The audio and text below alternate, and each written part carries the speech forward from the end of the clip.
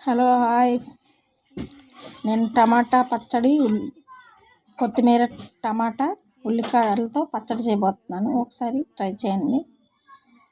టమాటాలు, పచ్చిమిర్చి, కొత్తిమీర, చింతపండు, జీలకర్ర, వెల్లుల్లి. ఒక ప్యాన్ పెట్టుకొని ఆయిల్ వేసుకొని అందులో పచ్చిమిర్చి వేయించుకోవాలి. బాగా వేయించుకున్న తర్వాత అది ఒక ప్లేట్లో తీసుకోవాలి. బాగా వేయించుకోవాలి, చిన్న మంట మీద వేయించుకోవాలి.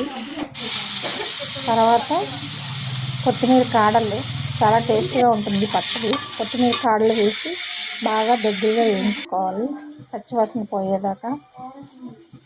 అది వేయించి పక్కన తీసుకొని కొద్దిగా ఆయిల్ వేసి టమాటాలు వేసి